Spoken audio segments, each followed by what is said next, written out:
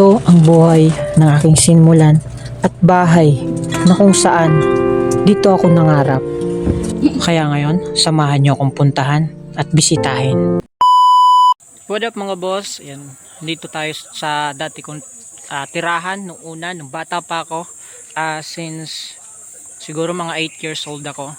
At ngayon, syempre may sariling pamilya na ako. Kaya minsan na lang ako pumunta dito o bumisita. Kaya gusto kong i-tour sa inyo yung dati kong tirahan nung bata pa ako. At nag-aaral pa ako ng elementary hanggang high school. So ayan guys, dito nga pala yung aming kusina. At noon, kumbaga bagong renovate na yan. So and kaya walang pinagbago, di ba? Ayan. So meron lang na bago guys, ito. Ayan, bagong gawa. Yan, stepfather kong gumawa niyan kasi nung una wala pa yan. So bagong gawa na lang. And syempre ito yung ito talaga yung gripo namin. Ayan, di ba? Kaya ganito na siya guys kasi yung mama ko nandoon na sa tindahan ko dati kasi di ba may tindahan ako doon sa may tabi ng kalsada at hindi na umuwi dito yung nanay ko kasi busy na nga po siya sa kanyang tindahan. Kaya yung nakatira dito sa bahay na to is yung stepfather ko na lang. Kaya kung mapapansin nyo guys, medyo madumi kasi syempre mag-isa na lang siya at palaging busy, di ba? Palagi po siyang busy. So ayan, wala pa rin, medyo nagbago din yung ating yung CR namin dati, pader na, pero ngayon nakikita nyo marami na siyang mga damo dahil yun nga napapabayaan na kasi mag-isa lang yung stepfather ko. Ayan, so eto naman yung likod ng bahay namin. Ayan, di ba?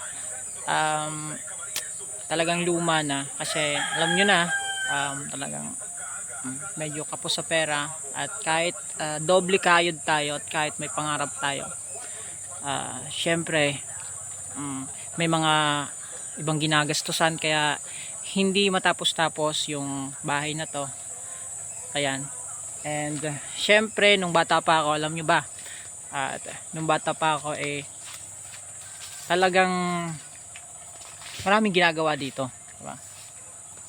Ayan, itutur ko kayo. Talaga ako guys, hilig kong kumanta pero hindi naman talaga ako totally singer. Kapag kumukuha ako ng alam mo ba yung yung talbos ng kamoting kahoy dito? Sa amin dito sa Bicol, ginugulay po 'yon. Ginugulay yung talbos ng kamoting kahoy. Pag kumukuha po ako, syempre kumakanta ako kasi pag hilig mo talagang kumanta, kumakanta ka talaga kahit anong ginagawa mo, naglalaba, kung may kumukuha ng kamoting kahoy. So ayan guys, dito dati may kamoting kahoy dyan. Ayan.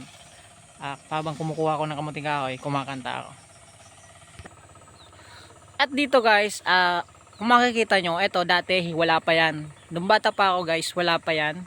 So dito ako dati naghahanap ng mga gagamba. Siyempre bata pa ako Eto kasi, ayan, bago, ang nagtrabaho lang nito guys, yung stepfather ko. Mag-isa lang siya guys. Alam nyo na, pag farmers, di ba? Siya lang yung gumawa ng tubigan na to. Nakakabilib din naman kasi, alam mo di ba mag-isa lang siyang gumawa ng ito. Araw-araw ang ginagawa niya, naghahakot siya ng mga bato. Mag-isa lang siya, mag-isa. Kaya sobrang bilib ako. Tingnan nyo, ilang taon siya nagtrabaho pero ngayon tapos na, di ba? Galing.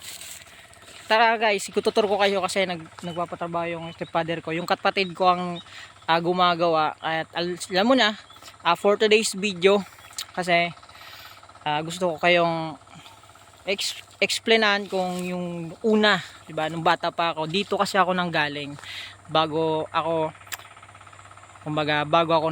nagsarili o bago ako naging seryoso sa buhay, di ba? Let's go. At so yan ang kapatid ko.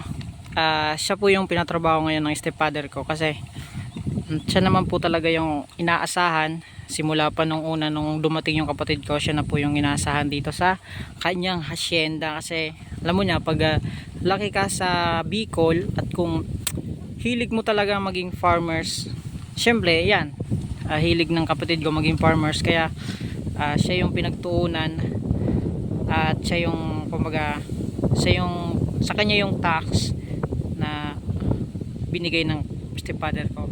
So ayan guys, at eto na yung nagawa ng stepfather ko, kasi noon wala pa yan, nung bata pa ako, lahat yan kamuting kahoy, siya lang gumawa at walang iba, wala siyang katulong.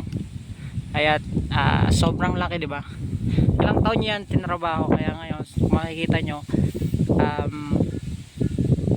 ayan, nagawa niya na, at ilang taon na siya nakakapag harvest dito ng sobrang dami.